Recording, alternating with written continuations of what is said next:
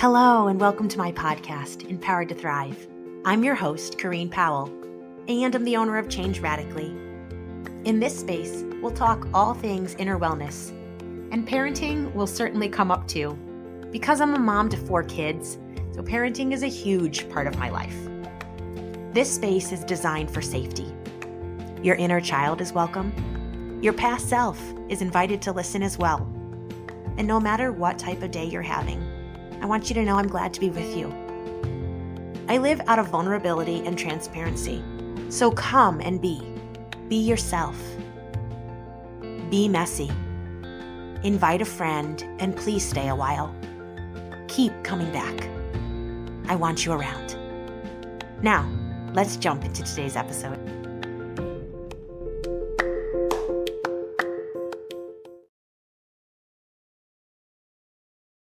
Happy to have you here with us. Evan is back with me today, and we are going to continue talking about all things related to our healing journey. But we're going to talk about it from a different element today, and that is lifestyle and the pace of our lifestyle and how that influences not just our family, but overall living. So, hey, Ev, thanks for being here. I always like hanging with you. So before we dive into the topic today, can you share something with the listeners about yourself? Well,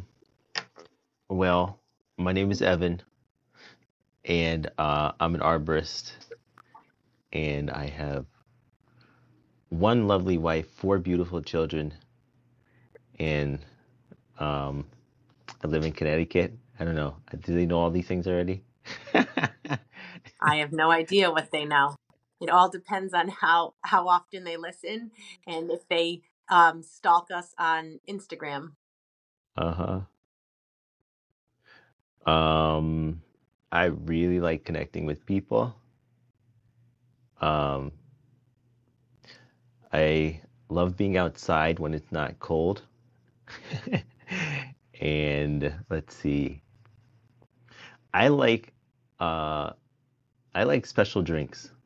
Sometimes they could be a milkshake or a coffee, a soda, but I definitely like special drinks. Kombucha. I mean, it's like a big variety, but I'm not an alcoholic, but I do drink a lot. That's right. You do not enjoy alcohol, though. All it does for you is makes you tired and you want to go to sleep. It's not exciting to have a drink with Evan if it's got alcohol in it. Oh. All right. Well, that definitely tells us a little bit about you. So cool. So let's jump into a lifestyle. What was the lifestyle of the family you grew up in? Ooh, we were definitely together a lot. I was homeschooled along with 4 siblings, so that meant at least for us 5, and typically my mom, sometimes my dad, we spent like all day together, pretty much all the time at home. I mean, we definitely had outings, but a normal day meant we were together. We were pretty health conscious, as far as like we didn't just eat without thought. We definitely were intentional about what we ate. My mother definitely cooked a lot, so it was a lot of homemade things and a lot less processed food. And we were very spiritual minded, so pretty much most of what we did, everything that we did, revolved around our consciousness of God and what he thought about us and how he related to us and how we related to him, and probably specifically Jesus. and what I think most people would recognize as Christian values, the things that Jesus taught that we aspire to emulate. I mean, those are probably the things that stand out the most, but I mean, there's plenty of other things.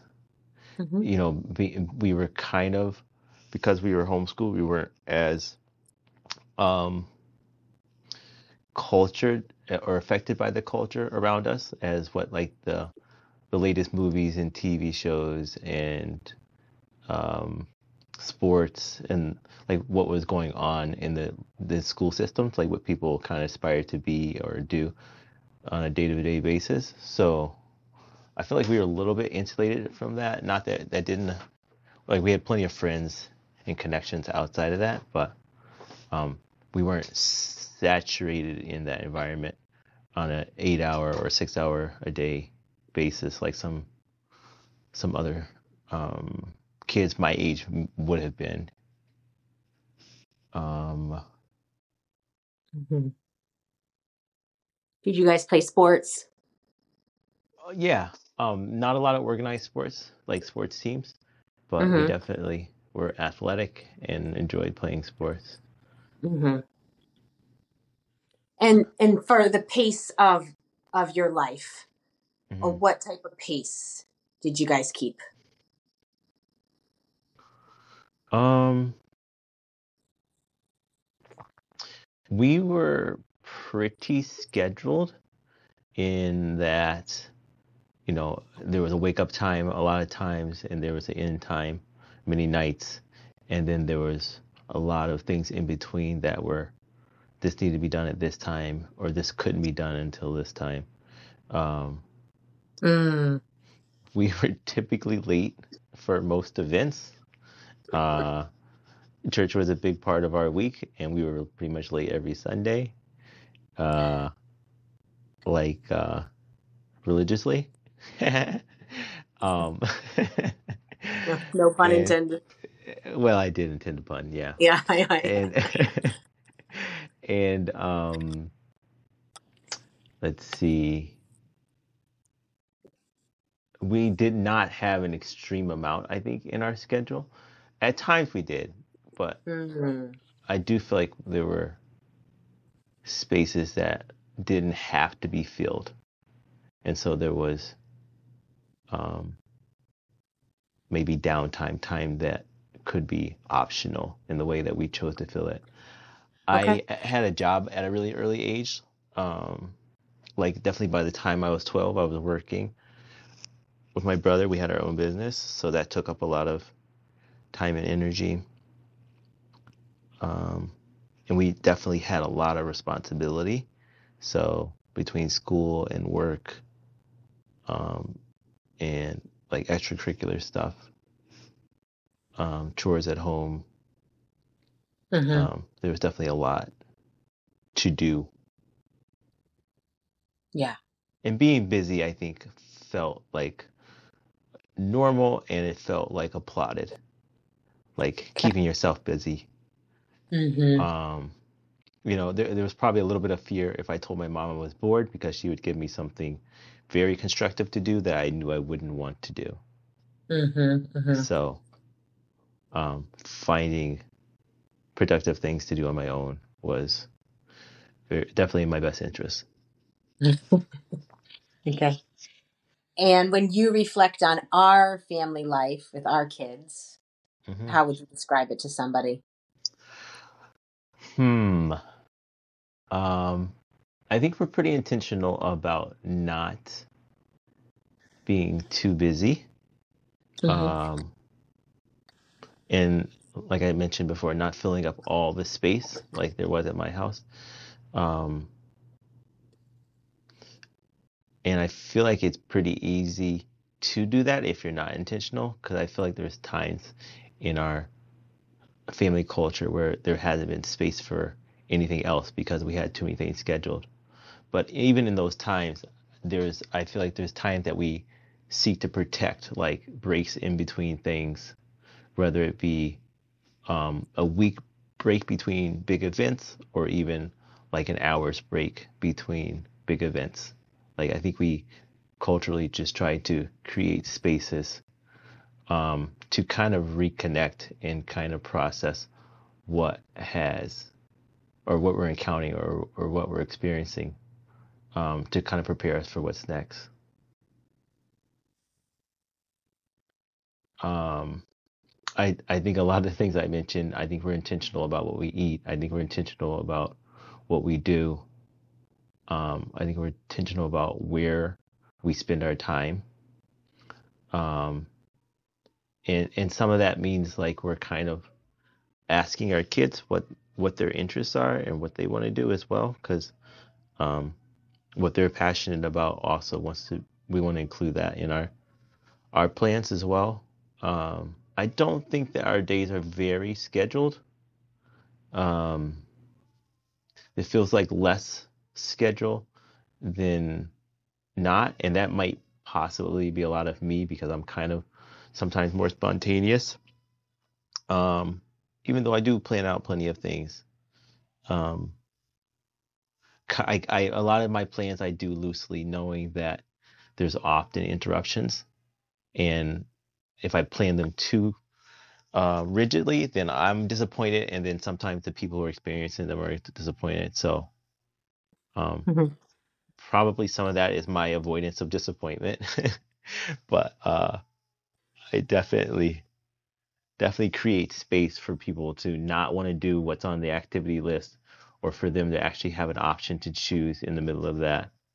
Um, Mhm. for instance, if we were all going to go and watch someone play a sport, and one person thought that that would be really boring, we're creating a space for them to say that, and then, hey, do you want to read during that time? Do you want to play a game during that time? Do you want to go somewhere else during that time? Um, Mhm. and not mandating it to be a group, necessarily a group event, even though maybe that would be ideal for us. So I definitely feel like we're kind of like not set on doing what we would ideally imagine is um preferred, but just making sure that other people's opinions and goals and dreams are mattering in the middle of Mhm. that. Mhm. So when you think about the way you grew up, the life that we've cultivated for our own family, or your dream reality, Mm. what would what would it look like? Well, I think in my dream reality, I actually have a group, I'm like with a group of people, living with a group of people who are actually pretty aware of themselves and what they want. Um, and I don't always feel like my kids especially know that, like what they want out of a situation, out of a day. Saturday morning when Asher has a ton of free time, it kind of feels like he walks in circles for hours, creating chaos because he doesn't really know what he really wants. Um, and that's true for me as well. I don't always know what I want from a moment or from a day. Um, it's kind of difficult for me sometimes to dream or even imagine what that would be. Mm, Um, so I understand his hang up in that. Um, but I feel like that's kind of like where I would retreat to if I were to ask what's the ideal situation, that we were invested enough in ourselves and aware enough that we could catch, oh yeah, this would fill me up at this time. And whether that be a space to read, or that means, going and climbing a tree, then like I would be able to support that interest, and it would be just a fulfilling time. mhm. Are there other elements of the ideal dream lifestyle? I feel like community is probably a big part of it too that I feel is often missing. I feel like we Mm, can be a little bit uh maybe cloistered is a word, just like not always not always having enough energy or space to invite others um, into our community. I feel like yeah, I don't really know if that's a matter of being more transparent or just having more time, or it really is an energy thing. But I often feel like we're not connected enough Mm-hmm. in a sense. I feel like grandparents are often a big part of community, and I don't always feel like they're a big part of ours. Um, I'm talking about nuclear, like our nuclear family. Obviously, there's that, but then when you branch out from that, aunts and uncles and grandparents, and then even beyond that, when they're not available or they're not close enough to participate, uh, or even health wise, like I feel like there should be other people, and I don't always feel like we're like connected enough to have that. And I don't mean just like to go and do things with people. I mean just to literally to be with each other, kind of like we are with each other. Where you're comfortable enough just to be with somebody and not have an event planned, because there's plenty of events planned where we do things with people. So I don't think that's really what I'm thinking of, but just to be still enough to connect on a heart level and to be known and seen. I don't feel like there's often space enough, and it may be that other people aren't comfortable enough with that as well. But I think that would be a dream as well. Relationships to just be with, not to necessarily connect because there's an event. Yeah, less doing and more being. Yeah. Yeah. There's plenty of relationships where I do things with people, and less relationships where I can just be with somebody. Sure. Sure. Mm-hmm. I hear ya.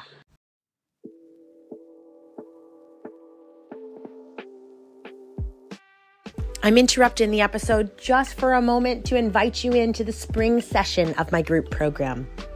Are you looking to create a relationship with yourself that's more positive, that's more loving? What about those within your family, the relationships closest to you? Do you want the dynamic to change? Do you want it to become easier to navigate those relationships? I can help.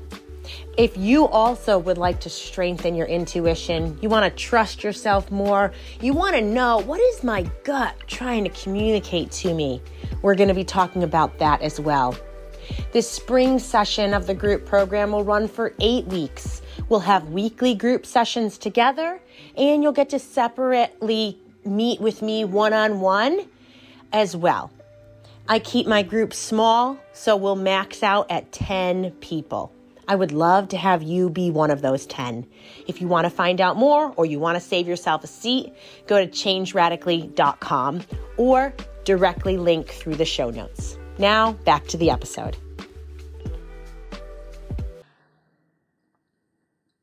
So I was thinking of our lifestyle and how I would describe it Mm-hmm. before.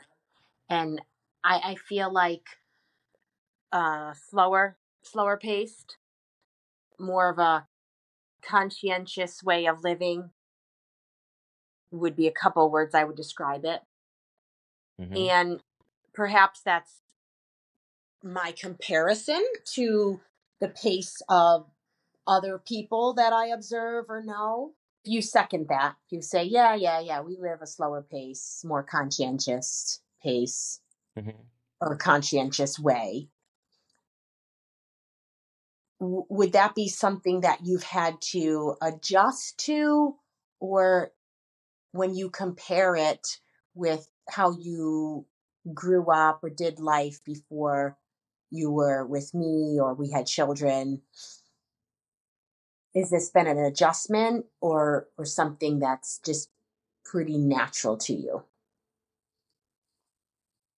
Like, we can't choose the family we're born into, but sometimes who we innately are is what we then live out when we have the choice, when we're in adults and we get to choose our own path. So do you feel like the way you're living out life now is just kind of who you innately are, or have you had to craft this lifestyle?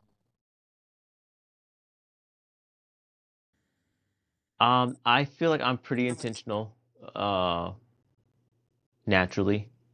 I feel like there's always elements that I'm always trying to add. Like I see something in somebody and I see the way they live and it attracts me and I think, ooh, how can I replicate that in my Okay. world? Hmm. Um, but that is my MO, more or less. Like I'm always doing that. I probably have always done that. Yeah. Um, so so all that feels intentional to me. And I think a big adjustment having children is to have to be observant for them as far as what they need and what they want, Mm. and not expecting them to play along or just participate in whatever goals and aspirations I have. Um, that's been an adjustment. Because naturally you are selfish, and then you have a wife, and you're a little bit less selfish, and then you have children, and you become a little bit less selfish. I don't know what's next. Um, but Mm. it I'm just reflecting because, yeah, that's, yeah. I can't second that, but I'm reflecting on what you said. Yeah. Oh.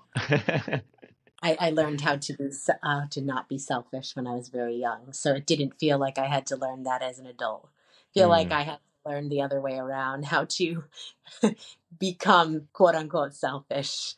mm-hmm. But anyhow, I definitely hear what I got the heart of what you're saying. Yes. Not living vicariously through your children or the other way around where they have to live out the life you want to live out. Is that kind of what you are saying? Yeah, I think as I think of my childhood, if we were going somewhere, then everyone was expected to go and participate. There Yes. really wasn't an option giving, like, all right, do you want to go to church today?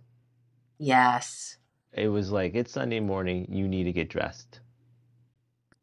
And Yes. obviously, there's things in life that everybody probably has to do. Hmm. Um, even, but so I'm thinking of school, for instance. My children have to participate in school. The government mandates it. But even that, they have options. Like, is this where you want to school? Are you comfortable learning here? Is this an environment where you're going to thrive? Would you rather be home? Would you rather be so? Yes. It's just a culture where we've created value for what they think and what they believe and what they want and what they dream of. We're asking them to participate actively um, in those activities, Hmm. Hmm. um, and expecting feedback. So Yeah. that's definitely an adjustment. Sure. Sure. Yeah, that makes me think because I think what we're talking about in this moment is probably something that lights me up a lot. It's we give the kids options. Say when we're going somewhere to some event that some of us think will be fun, and not Mm-hmm. everybody wants to go, right? Some of Mm-hmm. our kids that are getting older, we say, well, then you can stay home and read a book if you'd like. Or maybe if they're younger and they need to come with us, you can bring a book that you want to read while we're there. So Mm-hmm. they're not having to necessarily engage and participate in what we think will be exciting, but they're going to come along because for whatever reason they need to come along. Maybe they're too young to be left at home, like I said. Um, but then there's other instances, like we're going to watch a family movie, or we're going to watch a movie. And we come to a point where we all figure out, and sometimes it takes a while, what movie can we decide on together versus this idea that everybody's on their own screens. Like Mm-hmm. there's something there I'm trying to touch on. I don't know exactly how to articulate it in the moment. Mm-hmm. That sometimes being given this autonomy and freedom of choice can be really important. And then there's other times that I think it's important to pursue how can we go about this together, Mm-hmm. and how can we actually figure out a creative way to make this work for all of us, say with the family movie night, right? That Mm. We feel like there's some sort of value in having this night where we all sit together and engage in watching this show. We have a memory. We even learned Mm-hmm. through that how to perhaps give something a chance that we think isn't going to be interesting Mm-hmm. because someone else is, seems to be very interested in it. And so we give it a chance. And then in the end, we're like, oh, that wasn't so bad. I think Mm. there's value in both is what I'm trying to bring out. And certainly you and I both say often, like, this is our first time doing it. We're not getting it all right. We're learning as we go. Mm-hmm. But when us just bringing up some of these things, I guess it gives a space for us and those listening to sit back and reflect, because it is nuanced, and I don't think it's able to just be one way or another way, and that one way is going to be the right way. Mm-hmm. So I'm hearing you say in some ways you've had to learn how to adjust, and in some ways just who you innately are is just still a byproduct of how you live now. Mm-hmm. Yeah. For me, I feel like a lot of the way we do life as a family is very different, Mm-hmm. and in contrast to how I grew up. Not necessarily the way my family did life. I wouldn't say they lived a really busy lifestyle, Mm. but I definitely feel that I chose to live in a busy, full, disconnected way. Mm-hmm. So I've done this complete turnaround where now I say, all right, I'm actually going to slow down to be able to notice what I'm feeling and sit with the discomfort of it. I'm going to slow down the pace of my life so that I'm not depleted and exhausted. Mm. I'm going to live in a way that not just gives my children choice, but gives me choice. And I'm going to say no to some things that culturally or personally I feel pressured to say yes to. Mm-hmm. And I mean that's infiltrated every area: education, spirituality, um, mental, physical, emotional. Like it's just infiltrated all of my life. Mm-hmm. And so I'm really glad for where we're at. I know we're growing and we'll be, changing as we go. But where we're at has felt really much more restful and much healthier for me. You've always been skilled at knowing how to slow it down, knowing how to not rush to the need that you see. So I think in that regard, I've learned a lot just by living the last 14 years close to you. Mm-hmm. It's impacted me. It's rubbed off on me. It's allowed me to experience a different perspective. So I'm grateful for that. Yeah, I feel like early on, as you learn to say no, that was like a big leap, a big hurdle that you cross. I just remember you having so many things on your schedule with no space, and I'm thinking, how are you still considering that request? Like, Yep. Yep. Oh yeah.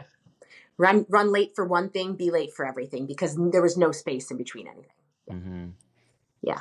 So speaking of time, we have to wrap up because there are things coming up on the schedule.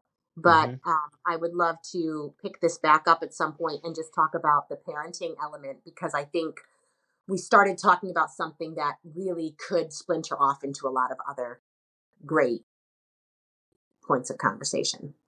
Mm-hmm. All right. Thanks, babe. Mm-hmm. Love you.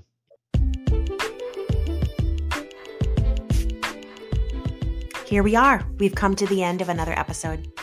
Sit back and reflect on what you heard. What's the one thing that resonates with you that you can take away and do something with? Let's not just listen. Let's listen and take action. Now, action may look very different for us, but it's doing something with what we hear. I hope that you'll share today's episode with a friend that you think would also enjoy it. And please come back next week. I hope that you have a fabulous week and that you remember when you pillow your head at night, when you're going through your days, that who you are is good.